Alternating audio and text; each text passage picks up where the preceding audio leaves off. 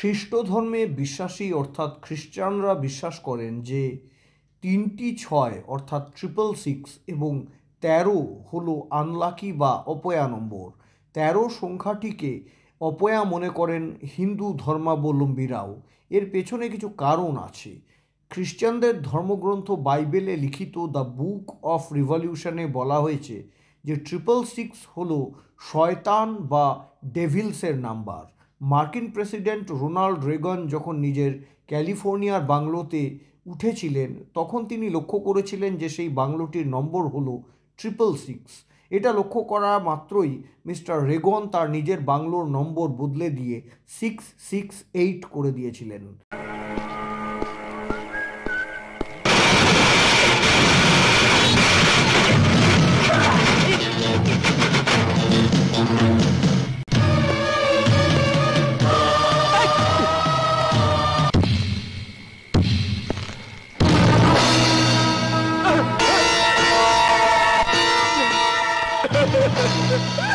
मुझे मत मारो, मुझे मत मारो।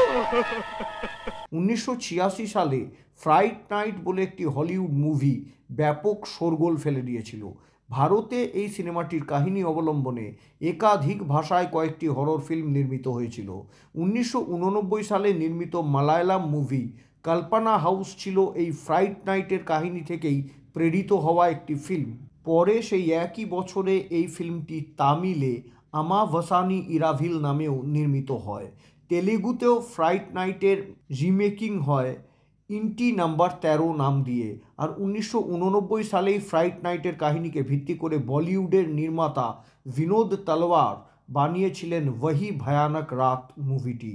এর এক বছর পরে অর্থাৎ 1990 সালে ফ্রাইট নাইটের কাহিনী অবলম্বনে বলিউডে আরেকটি ভৌতিক সিনেমা মুক্তি পায় যার নাম ছিল বাংলো নাম্বার 666।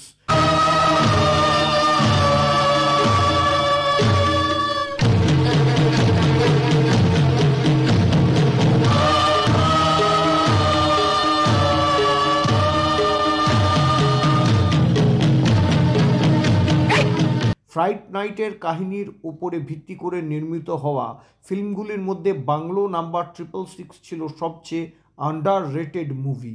আসলে এই ফিল্মটি মালায়ালাম ফিল্ম কল্পনা হাউসের সরাসরি হিন্দি ডাবড ভার্সন ছিল।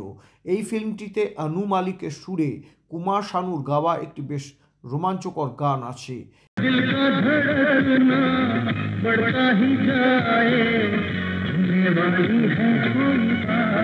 এই ফিল্মটির নির্দেশক ছিলেন পি চন্দ্রশেখর।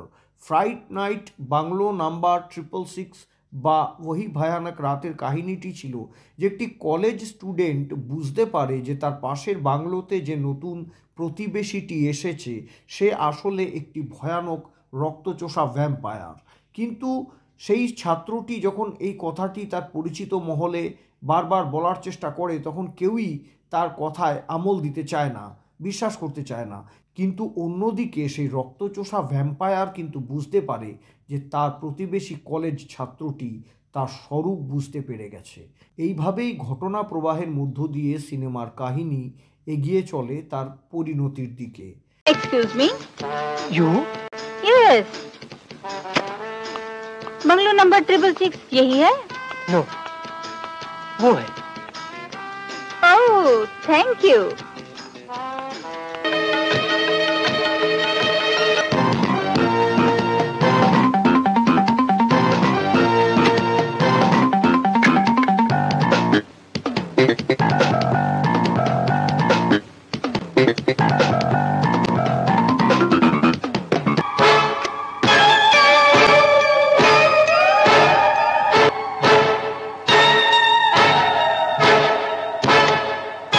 এর অনেক বছর পরে বিখ্যাত রামসে ব্রাদার্সদের মধ্যে অন্যতম শ্যাম রামসে 2014 সালে এই ফ্রাইট নাইটের কাহিনীর আদলেই নেইবার্স নামের একটি হরর মুভি নির্মাণ করেছিলেন।